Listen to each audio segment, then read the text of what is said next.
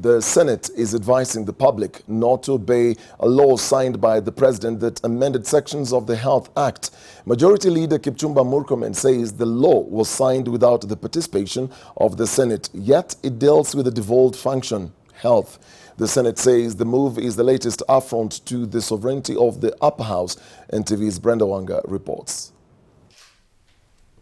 The president's assenting to the Health Laws Amendment Bill of 2018 might have been just another in-tray item for the president when he resurfaced from a nearly 2-week absence from the public. But it seems it was in vain. The president's assent to that bill has now been called into question. That is not law for purpose of our constitution. That, Mr. Speaker, that law cannot be enforced anywhere in this republic because it did not go through the required legal mechanism of passing law.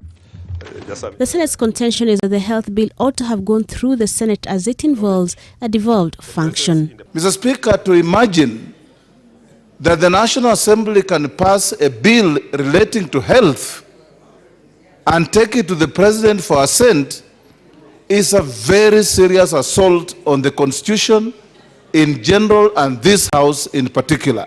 A time has come when we must tell the President that if you took the hand device of whoever gave you the hand device, know that you are being hand devised by very incompetent people, Mr. Speaker. While leading the protestations against the President's Act, the leader of majority also found himself on the receiving end of criticism from his peers. I firmly advise against it. I firmly advised against it.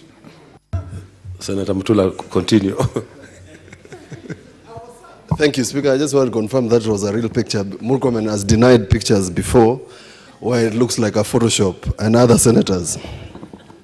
Mr. Speaker, although I agree about the Assumption of Office bill, the new law amends section of the Pharmacy and Poisoners Act, the Medical Practitioners and Dentists Act, the Nurses Act, the Kenya Medical Training College Act, amongst others. Senate now says it would be moving to court to seek an advisory opinion over the president's actions, not just over yesterday's signing, but they say they will also be looking back at all the laws that impact the counties that have been passed without their input.